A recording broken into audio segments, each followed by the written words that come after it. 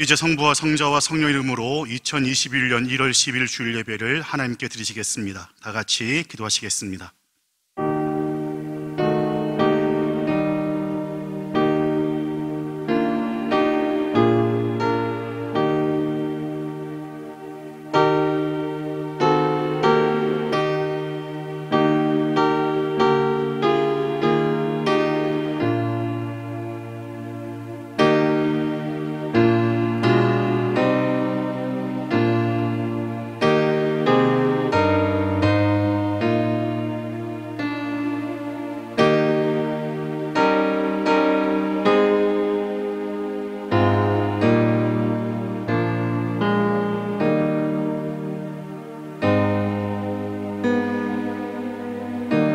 여호와는 자기를 경외하는 자들과 그의 인자하심을 바라는 자들을 기뻐하신도다. 예루살렘아 여호와를 찬송할지어다. 시온아 내 하나님을 찬양할지어다. 사랑하는 하나님 아버지, 코로나로 인해서 함께 모여 예배를 드리진 못하지만 이렇게 우리 성도들이 있는 그곳에서 마음과 정성을 담아 하나님께 예배를 드리게 하시니 감사를 드립니다. 오늘 드려질 예배 가운데 영광 가운데 임재해 주시고 있는 그곳에서 마음과 정성을 다해 예배를 드리는 우리 모든 성도들에게 한량없는 은총을 내려 주시옵소서. 모든 영광 주님께 돌려오며 우리의 구원자 되시는 예수님의 이름으로 기도하옵나이다. 아멘. 찬송가 40장 함께 찬양 드리겠습니다.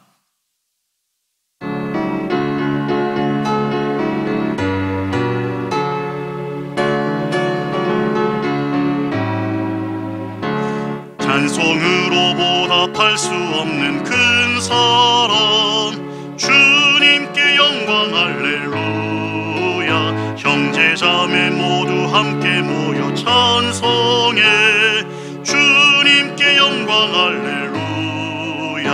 하나님의 자녀여 크게 찬송 부르며 밝고 거룩한 길로 기쁨으로 나아가 주의 보좌 앞으로 속히 들어가겠네.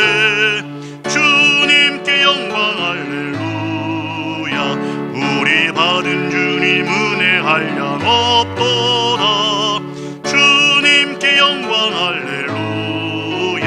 기쁜 찬송 부르면서 천국 가겠네. 주님께 영광 할렐루야. 하나님의 자녀여 크게 찬송 부르며 밝고 거룩한 길로 기쁨으로 나아가 주의 보좌 앞으로 속히 들어가겠네. 주님께 영광 할렐루야. 잠시 후에 우리 모두 주를 보겠네. 주님께 영광 할렐루야. 영광스러운 보좌 위에 거룩하신 주 주님께 영광 할렐루야. 하나님의 자녀여 크게 찬송 부르며 밝고 거룩한 길로 기쁨으로 나아가 주의 보좌 앞으로 속히 들어가겠네. 주님께 영광 할렐루야. 만국 백성 천국에서 소리 높여서 주님께 영광 할렐루야. 영원토록 주의 공로 찬양하겠네. 주님께 영광 할렐루야. 하나님의 자녀여 크게 찬송 부르며 밝고 거룩한 길로 기쁨으로 나아가 주의 보좌 앞으로 속히 들어가겠네. 주님께 영광 할렐루야.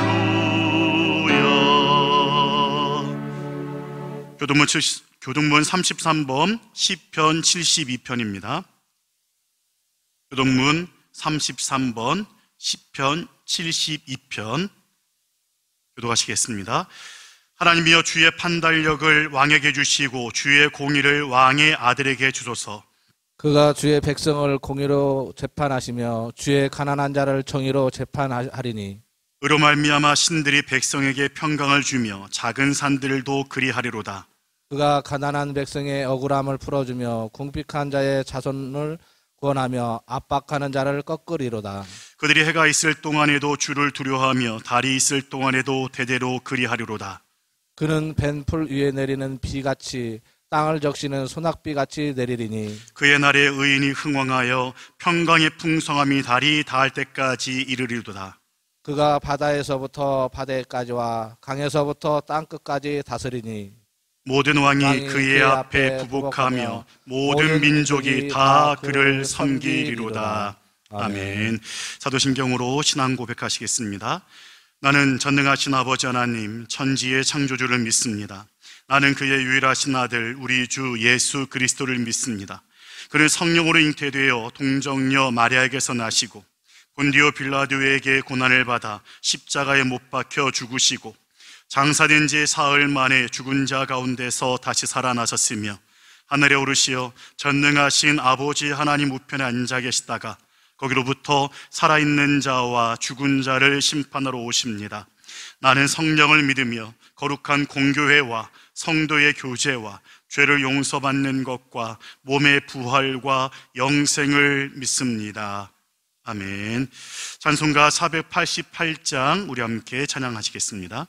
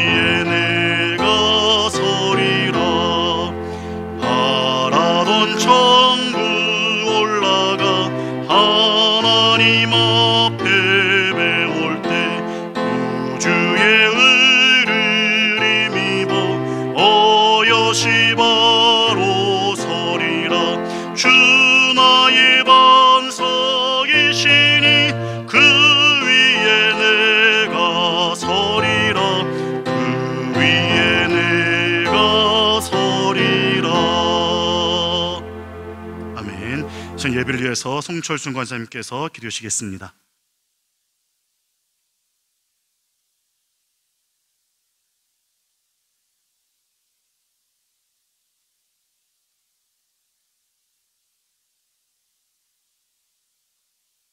사랑과 은혜가 충만하신 하나님 아버지, 이 시간 저희를 위하여 여기에 계심을 믿사오며 저희를 위하여 어제도 오늘도 영원히 계심을 믿고 감사드립니다.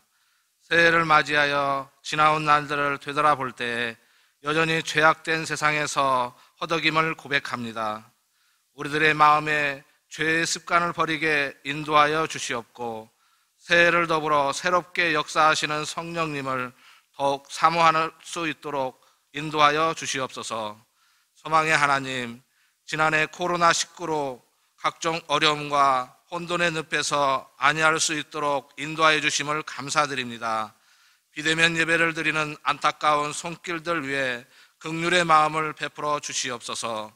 모든 성도들이 비대면 예배의 난관을 극복하고 더욱 신실한 믿음을 지킬 수 있도록 희망과 용기와 새 힘을 얻는 은혜 충만한 예배가 될 수 있도록 인도하여 주시옵소서.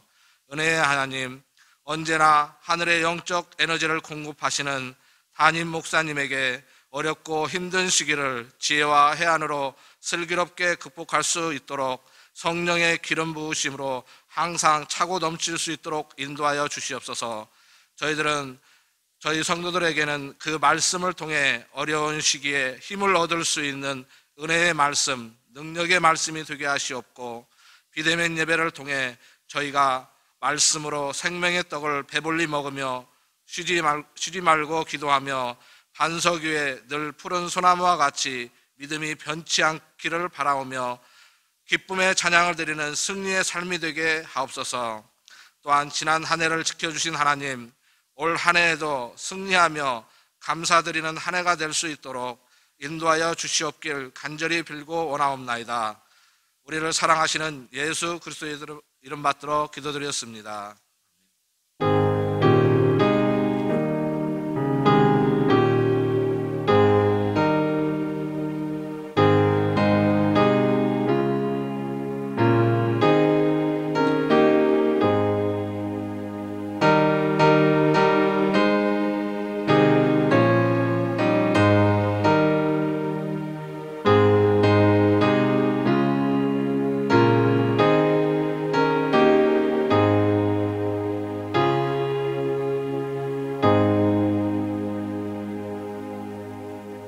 교회 소식부터 말씀을 드리겠습니다.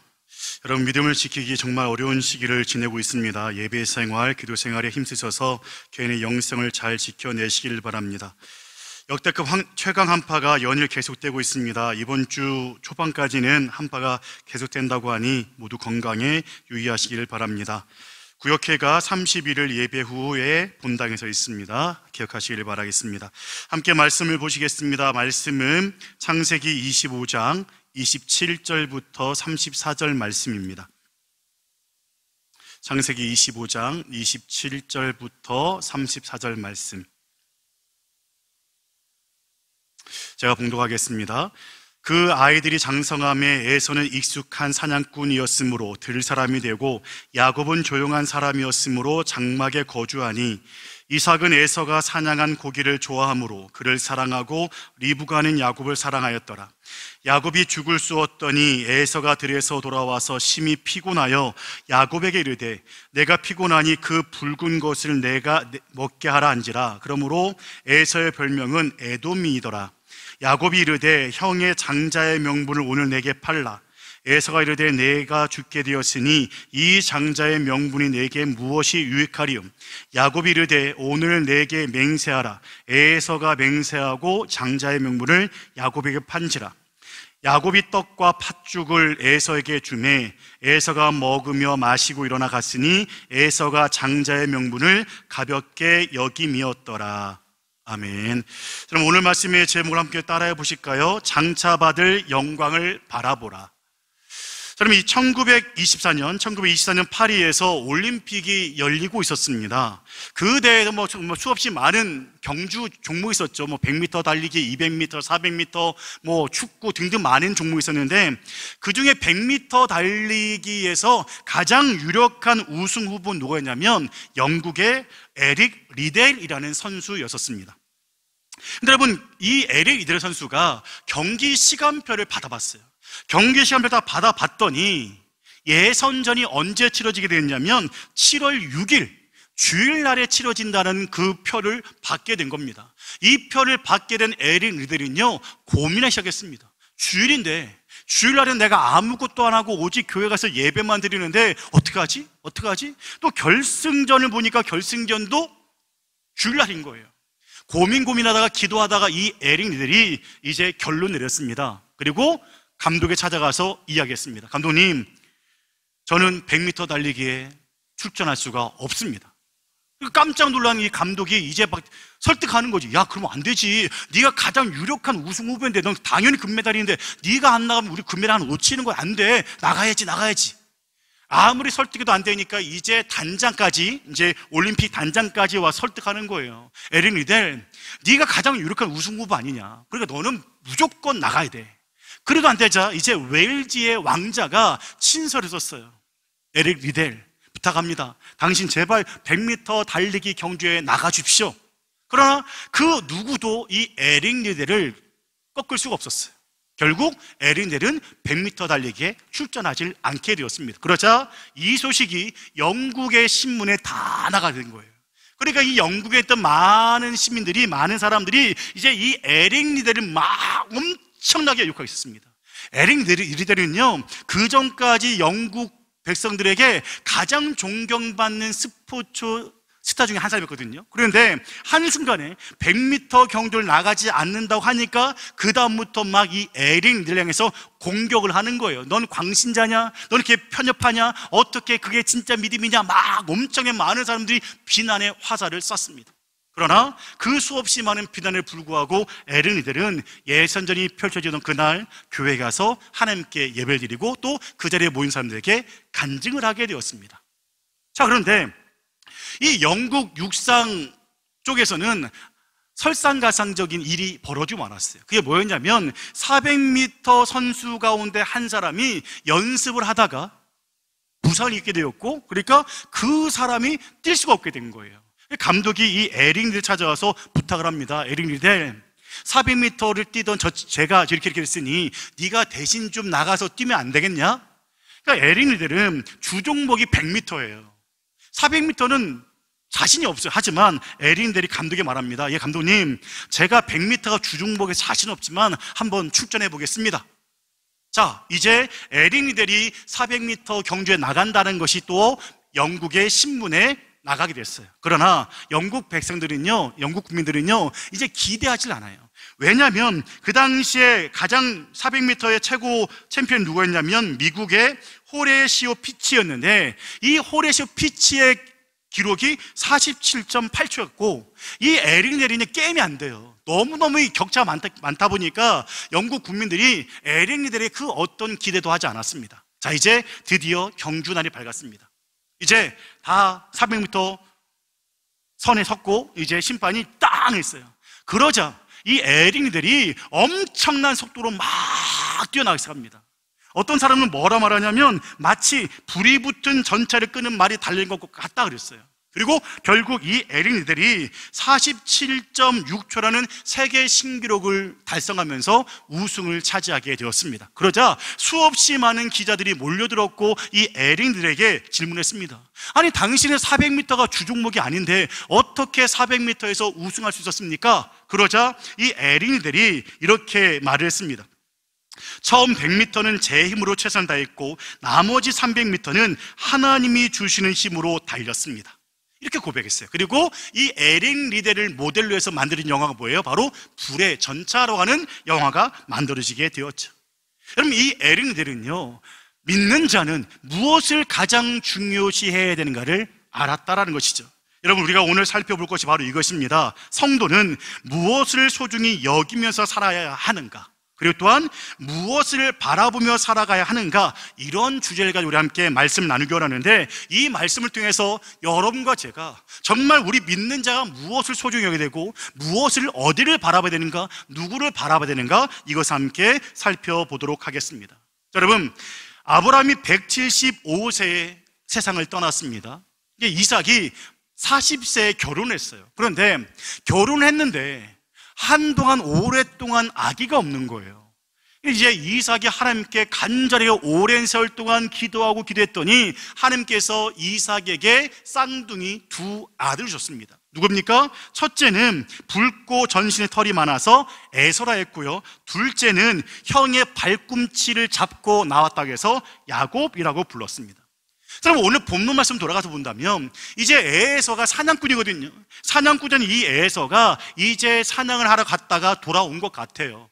근데 밖에서 막 뛰다 보니까 너무너무 허기진 거예요. 너무너무 배고픈 거예요. 때마침 집에 왔더니 야곱이 뭐라고 있어요?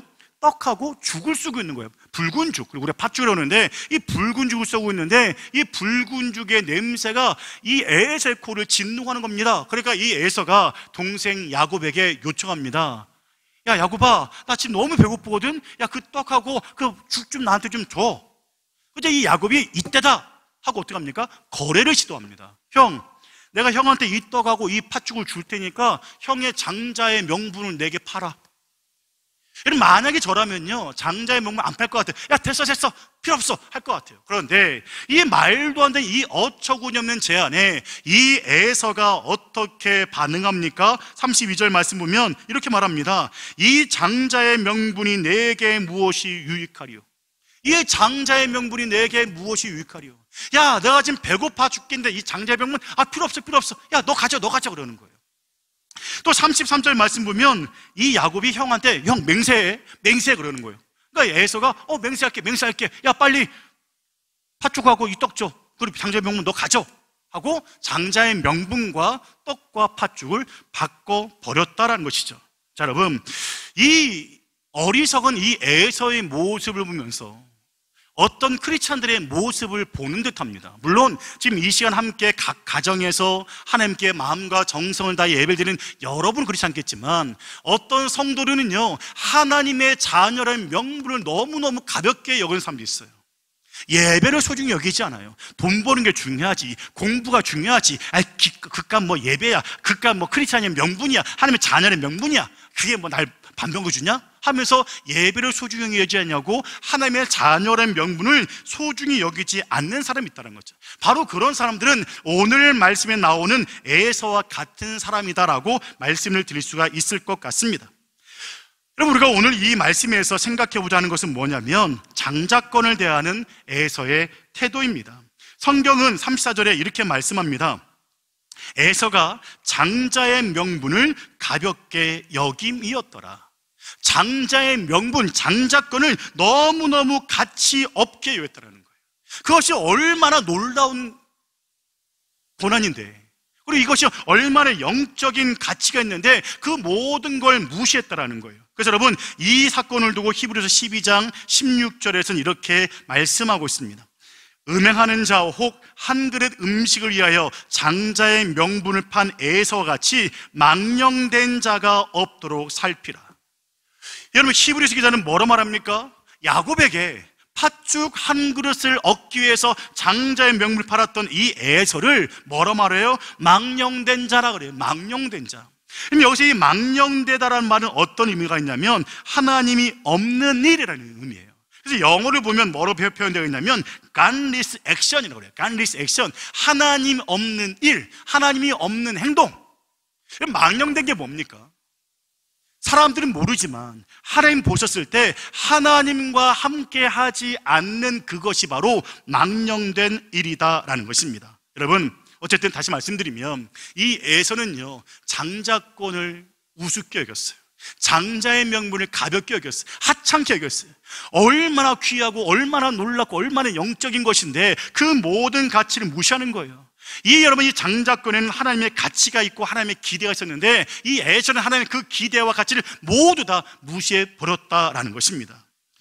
여러분, 오늘 이 사건은 하나의 에피소드에 불과합니다. 하나의 짧은 이야기에 불과하지만 우리는 이 이야기를 통해서 에서가 평소에 장자권이나 하나님의 약속에 대해서 어떻게 생각했는지를 우리는 잘 알 수가 있습니다.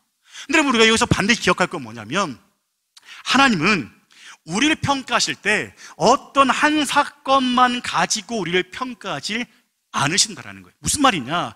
에서가 오늘 이 말씀에서 팥죽 한 그릇에 장자권을 팔았는데 이 한 사건만 가지고 하나님께서 에서를 판단하지 않는다는 거죠. 하나님은요, 긍휼이 많으신 하나님이세요. 기다려주시고 인내하시고 용서해주는 하나님이시지 한 번 실수했다고 너희놈하고 혼내시고 징계하시고 망하게 하신 하나님이 결코 아니다라는 거죠. 여러분, 많은 성도들이 하나님을 오해를 합니다. 하나님은 너무너무 무서운 하나님이야. 그래서 내가 뭔가 하나만 잘못해도 용서하지 않고 바로 때리신 하나님이야 라고 오해를 해요. 근데 여러분, 결코 그런 하나님이 아니다라는 것입니다. 자, 여러분, 이 에서의 삶을 우리가 쭉 보면 이 오늘 말씀 이 한 사건만 아니라 그의 삶의 전체가 하나님의 약속을 무시하고 영적인 것을 무시했던 것을 우리가 볼 수 있게 되는데요. 자, 이제 이 에서가 결혼을 합니다. 이 결혼에 대한 이야기가 창세기 26장 34절 35절에 말씀하고 있는데, 자, 이렇게 말씀하고 있습니다. 에서가 40세에 헷족 속 부에리의 딸 유딕과 헷족 속 엘론의 딸 바스맛을 아내로 맞이하였더니 그들이 이삭과 리브가의 마음에 근심이 되었더라. 보십시오, 여러분. 에서가 누구랑 결혼했습니까? 헷족속, 즉 가나안 여자랑 결혼한 거예요. 가나안 여자는요, 하나님을 안 믿는 사람, 하나님을 모르는 사람이에요.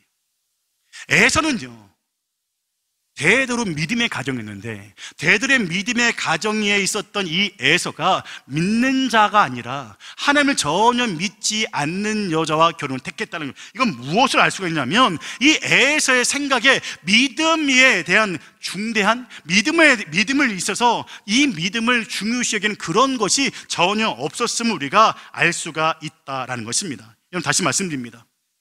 하나님은요, 내가 뭐 하나를 잘못했다고 그 하나만 가지고 우리를 평가하시고 우리를 징계하신 하나님이 아니라 말씀드렸어요. 근데 많은 사람들이 오해를 한다고 말씀드렸죠. 그럼 대표적인 사건이 어떤 사건이 있냐면, 이스라엘 초대 왕이었던 사울 왕을 하나님께서 버리신 사건이에요. 많은 사람이 이 사건을 보면서 하나님이 너무하시네, 어떻게 한 번 실수해도 저럴 수가 있어? 라고 생각하는데 그것이 아니라는 거죠. 여러분, 사무엘상 13장 말씀 보시면 이제 이스라엘의 왕이 된 사울이 왕이 된 지 둘째 해가 되었습니다. 둘째 해가 되었을 때 이 사울 왕이 저 블레셋과 전쟁을 치르려고 했어요. 근데 그 당시에 풍습 중에 하나 뭐냐면, 전쟁에 나가기 전에 하나님께 제사를 드리고 전쟁에 나가는 것이었습니다. 근데 제사를 누가 집냐냐? 사무엘 선지자가 집내야 된다는 거죠. 그런데 이 사무엘 선지자가 약속한 기한이 됐는데도 오질 않는 겁니다. 그러니까 두려움을 느끼는 이 이스라엘 백성들이 한 사람씩 사울 왕 곁을 떠나가게 되었어요. 그러자 안 되겠구나 라고 생각한 사울 왕이 사무엘 선지자가 오지 않았는데, 제사장이 오지 않았는데 자기가 직접 하나님께 제사를 집례하게 된 거예요. 이 사실을 알게 된 사무엘 선지자가 사울 왕에 대해서 뭐라고 이제 책망합니까? 사무엘상 13장 14절 말씀에, 왕의 나라가 길지 못할 것이라 여호와께서 왕에게 명령하신 바를 왕이 지키지 아니하였으므로 여호와께서 그의 마음에 맞는 사람을 구하여 여호와께서 그를 그의 백성의 지도자로 삼으셨느니라. 여러분, 사울 왕이요, 첫 번째로 실수한 일이 있었어요. 실수를 하자마자 엄청난 책망이 내려지게 된 거예요. 너무한 것 같아요. 사람이 실수할 수도 있지. 근데 여러분, 우리는 이 말씀만 딱 보면 곧바로 사울 왕이 왕위에서 쫓겨날 것 같아요. 하지만 우리가 기억할 건 뭡니까? 저 말씀은요, 언제 있었던 사건이에요? 사울 왕이 둘째 해 되었을 때, 왕이 된 지 둘째 해 됐을 때 있었던 사건이라는 거예요. 그럼 사울 왕이요, 몇 년 동안 이스라엘 왕에 있었습니까? 40년 동안 있었어요. 그러니까 즉, 이 본문 말씀 사건 이후로도 38년 동안 사울은 이스라엘 왕으로 있었다는 거죠. 그 기간 동안 하나님께서는요, 사울 왕에게 기회를 주시는 거예요. 돌이킬 기회, 회개할 기회를 주시는 거예요. 그런데 사울 왕이요, 회개할 생각하지 않습니다. 그럼 잘하신 것처럼 어떤 일이 있었습니까? 이제 하나님께서 저 아말렉 족속을 진멸해라, 남녀노소 다 죽이고 그리고 짐승들 다 죽여라 명령을 내렸어요. 그랬더니 이 사울 왕이 어떻게 했습니까? 하나님의 명령에 불순종하고 자기 판단대로 이건 살려두고 이건 남겨두고 이건 죽이고 자기 마음대로 판단했던 것을 우리가 잘 알고 있지 않습니까? 또 그 다음에 어떤 일이 있었습니까? 이제 무당을 찾아가요. 하나님께서 무당을 다 없애렸는데 사울 왕이 엔돌의 무당을 찾아와서 점을 치는 안타까운 일이 벌어지고 결국은 자살하는 그런 일이 벌어지고 말았다는 것이죠. 자, 여러분, 무슨 말입니까? 하나님께서는요, 한 번 사울 왕이 실수했다고 해서 한 번에 징계하시고 버리신 게 아니었다는 거예요. 여러분, 오늘 말씀에 나오는 이 에서도 마찬가지다라는 것입니다. 에서가 배고파서 팥죽 한 그릇에 장자권을 팔았다고 해서 하나님께서 이 에서를 버리신 게 결코 아니다라는 거예요. 에서의 삶 전반을 보면 이 에서가 하나님의 약속을 무시하고 신앙을 무시하는 것을 우리가 볼 수가 있다라는 것입니다. 여러분, 이것은요, 우리에게 위로가 되고 또한 경고가 됩니다. 무엇이 위로가 됩니까? 내가 실수하고 넘어지고 자빠질지라도 하나님께서는 나를 용서하시고 위로하시고 기다려 주신다는 위로가 된다는 거예요. 그런데 여러분, 경고는 무엇입니까? 내가 내 삶에 주어진 시간 속에 선 하나하나에 내게 주어진 작은 일들에 최선을 다하지 않으면 결국은 에서 사울처럼 그런 안타까운 결과를 맞이할 수가 있다는 겁니다. 그럼 여러분, 중요한 것이 무엇입니까? 내게 주어진 작은 일에 점 같은 일에, 선 같은 일에, 그 작은 것 하나하나에 내가 최선 다할 때 그것이 내 인생을 이루게 될 것이고 아름다운 그림을 만들게 되니, 그러므로 우리가 내게 주어진 일에 최선을 다하는 우리들이 되어야 된다라는 것입니다. 근데 그러면 여기서 우리가 생각해 볼 게 또 한 가지 무엇이냐면, 그럼 왜 에서는 그 장자권, 그 귀하고 귀한 장자권을 소홀히 여겼을까 하는 것입니다. 여러분, 장자권에 대해서 먼저 잠깐 말씀드리면, 장자권에는요 크게 세 가지의 복이 있었습니다. 첫 번째 복은 어떤 복이냐면, 장자권은 바로 경제적인 복이 있었어요. 장자권을 갖고 있는 사람은요 다른 형제들보다 유산을 2배 이상 받을 수가 있었어요. 두 번째는 정치적인 복입니다. 이 정치적인 복이라는 게 뭐냐면, 내가 장자이기 때문에 아버지가 돌아가신 다음에 모든 형제를 다스릴 수 있는 권한이 그에게 있다라는 거예요. 세 번째는 어떤 복입니까? 영적인 복이 있다는, 무엇보다 가장 중요한 복이죠. 영적인 복. 그럼 이 영적인 복은 무엇을 말하는 것입니까? 하나님의 구속 역사에 있어서 아브라함으로부터 시작된 언약의 복을 계승할 수 있는 자격을 얻게 된다는 거예요. 보십시오. 이제 오늘 이 말씀 사건을 통해서 야곱이 이제 장자권을 얻게 되었어요. 그리고 이제 이 사건 이후로 이제 하나님을 뭐라고 부르게 됩니까? 아브라함 하나님, 이삭의 하나님, 야곱의 하나님이라 부르게 되었다는 거죠. 이제 야곱이 하나님의 구속 사역에 있어서 가장 중요한 위치를 차지할 수 있게 되었음을 우리가 이 사건을 통해서 알게 되었다는 것입니다. 다시 질문 돌아가서요, 왜 에서는 이 귀하고 귀한 장자권을 소홀하게 가볍게 여겼을까요? 성경에는 그 답이 정확하게 나와 있지는 않습니다. 그런데 우리가 추측해 본다면 무엇이냐면, 지금 내가 너무 배고프거든요. 장자권이란 거는요 장차받을 영광이에요. 지금 당장 아버지가 살아있는 동안, 아버지가 건강한 동안은요 이 장자권이 내게 있다한들 내게 그 어떤 복도 없는 것처럼 여겨져요. 아버지가 돌아가셔야지 그때부터 이 장자권이 발동되는 거거든요. 그런데 이 에서가 보니까 지금 너무너무 배고파요. 이 장자권이 있은들 내 배고픔을 채우지 못하는데 아무런 필요가 없다라고 소홀하게 이 장자권을 여기게 되었다는 것입니다. 즉 에서는요 장차받을 영광보다 지금 당장의 이득을 더 중요하게 생각했던 사람이었다는 것입니다. 여러분, 32절 말씀 보면 이렇게 말씀하고 있는 것을 보게 됩니다. 에서가 이르되 내가 죽게 되었으니 이 장자의 명분이 내게 무엇이 유익하리요? 야, 내가 배고파 죽겠는데 이 장자의 명분 있으면 무슨 소용이 있어? 이 장자의 명분이 나한테 밥을 주냐 뭐를 주냐? 됐었어, 야 너 가져. 그리고 너 나한테 떡하고 팥죽이나 줘 하고 바꿔버렸다는 거예요. 그럼 얼마나 안타까운 일입니까? 여러분, 우리는 어떠한가 한번 생각해 봤으면 좋겠습니다. 여러분, 우리는 하나님의 자녀라는 명분이 있어요. 그리고 우리는 목사라는 명분, 장로라는 명분, 권사, 집사라는 명분이 있어요. 그리고 성가대, 교사라고 하는 직분이 있어요. 여러분, 우리는 이 직분과 이 명분을 우리는 얼마나 귀하게 여기고 있습니까? 혹시 여러분 중에 이렇게 생각하는 분이 계시지 않습니까? 야, 집사는 교회 나간 지 조금만 되면 집사 줘. 권사도 한 5년 정도 나가면 줘. 그냥 나가면 저절로 주는 게 집사고 권사야. 그렇게 생각하십니까? 결코 그런 것이 아니란 것입니다. 또 이렇게 생각하는 분 계십니까? 야, 집사로, 권사로 내가 열심히 충성한다를, 내가 교사로, 성가대로서 내가 충성한데 거기서 밥을 얻을 수 있냐, 빵을 얻을 수 있냐, 그렇게 생각하는 분이 계십니까? 아닙니다, 여러분. 지금 당장 내가 열심히 충성한다고 해서 지금 당장 내 눈앞에 어떤 세상적인 이득이 없을 수는 있어요. 하지만 우리가 기억할 건 뭐냐면, 이 세상이 다가 아님을 우리가 기억해야 된다는 거죠.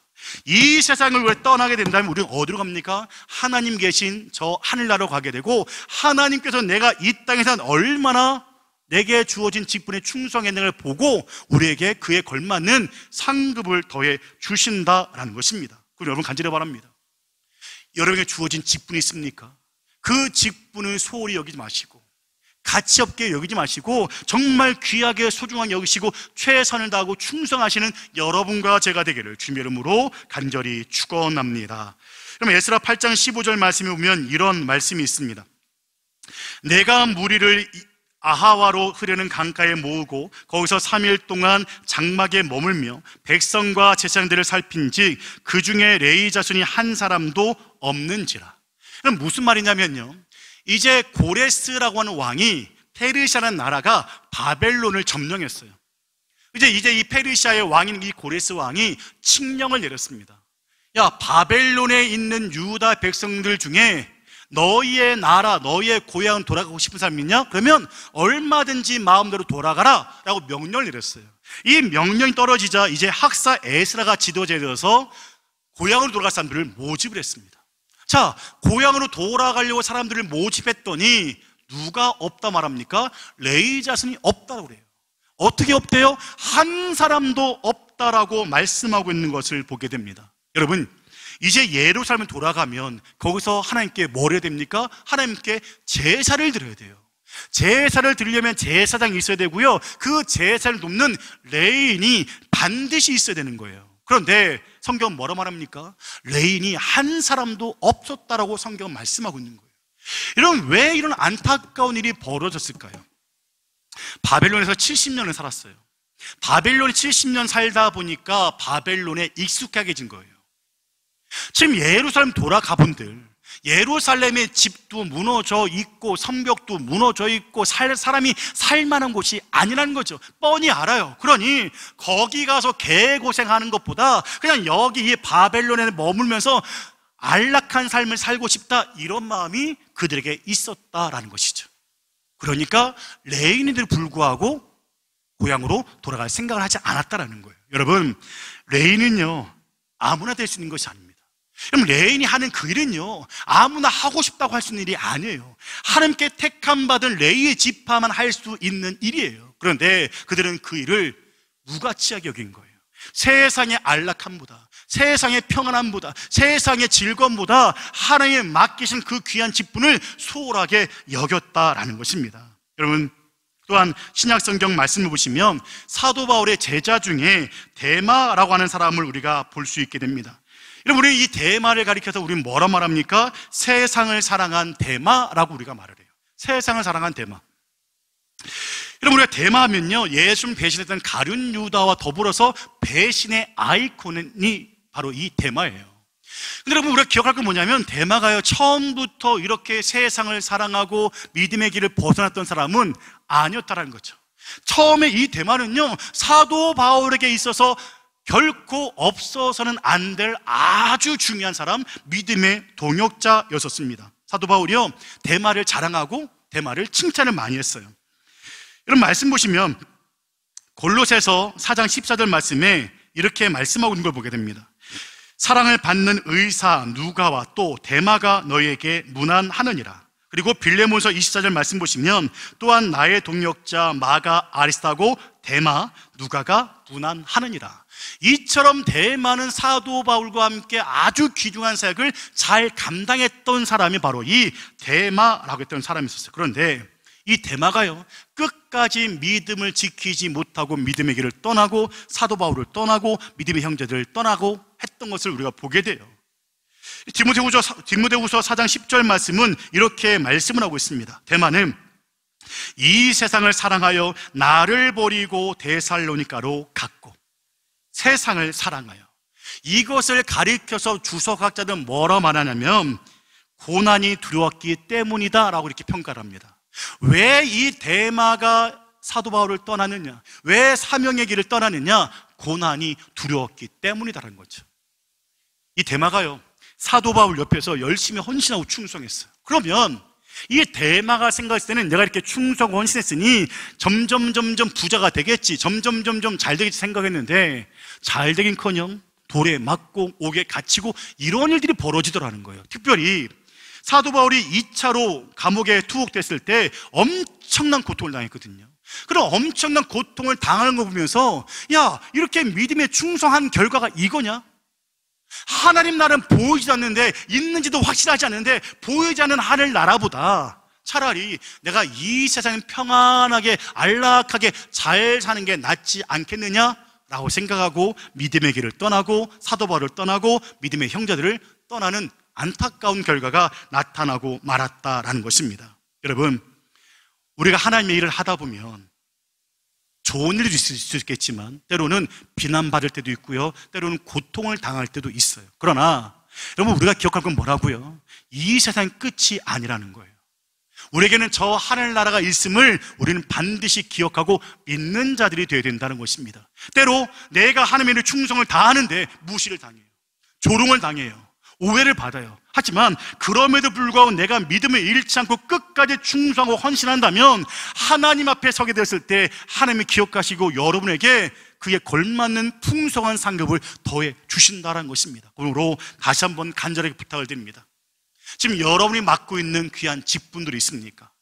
사람들이 알아주지 않는 직분이다 할지라도 여러분 그 직분에 최선을 다하시고 충성하시길 바랍니다. 그래서 하나님 앞에 갔을 때 잘했다고 칭찬받고 풍성한 상급 받아 누리는 여러분과 제가 되기를 주님의 이름으로 간절히 축원합니다.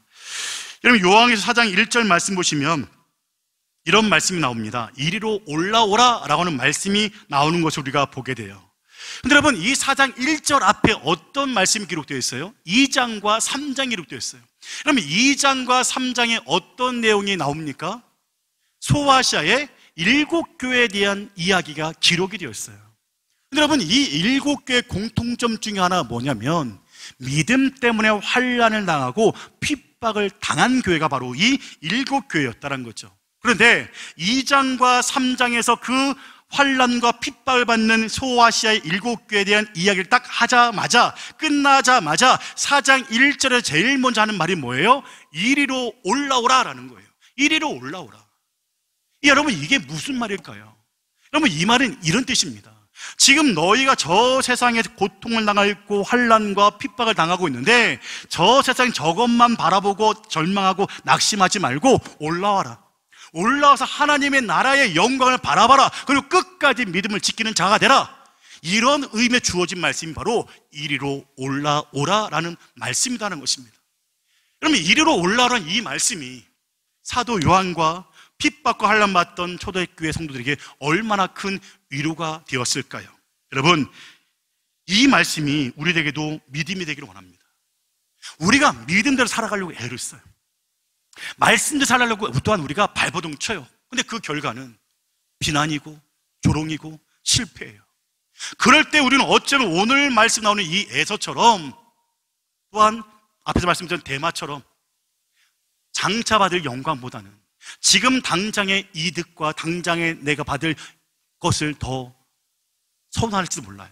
믿음을 버리고 싶은 마음이 생길지도 몰라요. 그러나 여러분, 다시 말씀드립니다. 우리에게는 이 세상 끝이 아님을 기억하십시오. 저 하늘나라가 있습니다. 내가 말씀 살 때, 믿음 살 때 힘들고 어려울지라도 그럼에도 불구하고 내가 믿음을 끝까지 지킨다면 하나님 앞에서 하나님께 잘했다 칭찬받을 수 있는 여러분과 제가 될 수 있다는 것입니다. 특별히 우리는 지금 너무도 어려운 코로나 시국을 지나가고 있습니다.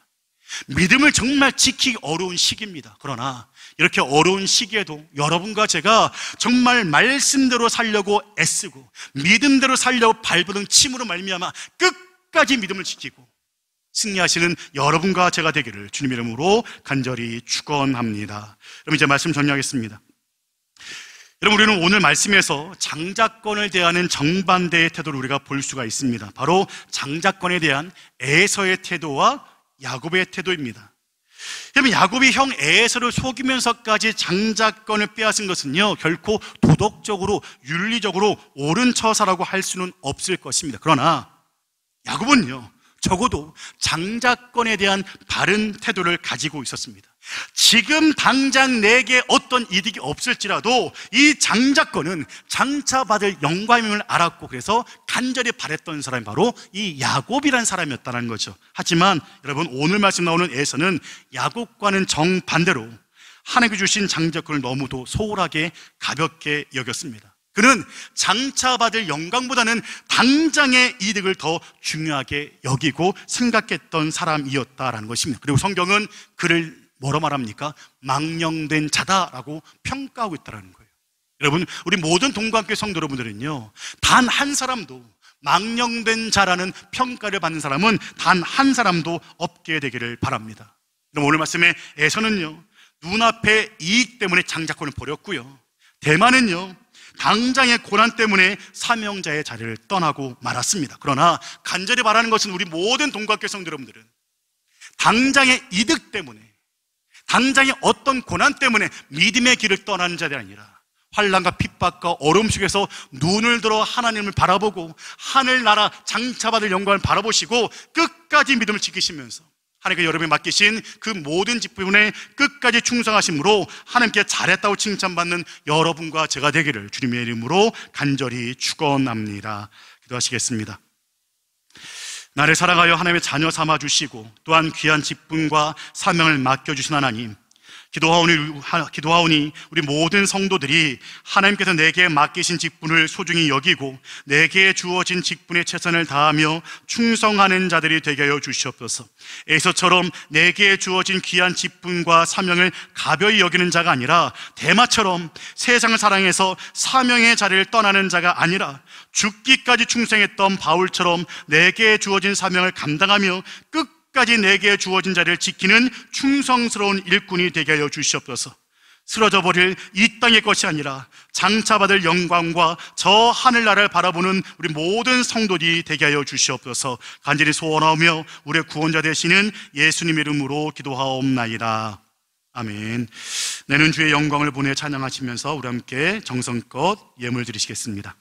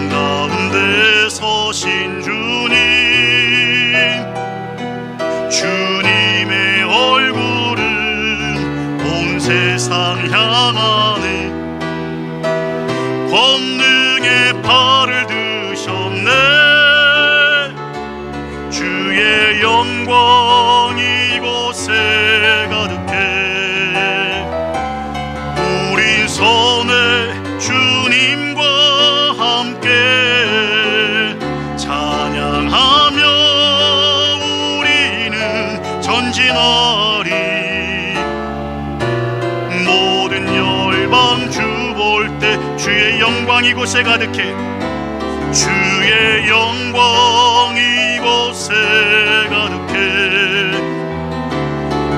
우린 선해 주님과 함께 찬양하며 우리는 전진하리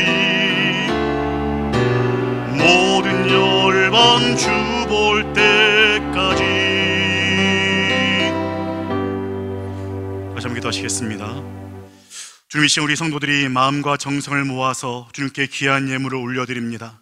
축복하며 기도하오니 우리 성도들의 예물을 흠양하여 주시옵소서. 주님, 힘든 중에도 거룩하게 구별하여 11조 예물을 드립니다. 이 예물 드리는 가정마다 하늘의 창고를 여시사 충만히 부어주시고 주님의 영광을 위해 더욱 쓰임받는 믿음의 복된 가정 되게 하여 주시옵소서. 또한 한 영혼을 구원하고자 하는 마음으로 국내 성경금과 해외 성경금 그리고 전도원금을 정성껏 드립니다. 이 예물을 통하여 하나님의 나라가 확장되게 하여 주시옵소서. 그 밖에도 감사의 마음을 담아 감사의 예물과 생일 감사원금을 드리며 소원하는 마음을 담아 일천번제 예물과 소원예물을 드리오니 이 예물이 하나님의 보좌 앞에 상달되며 하나님의 영광을 위해 귀씀받는 물질들이 되게 하여 주시옵소서.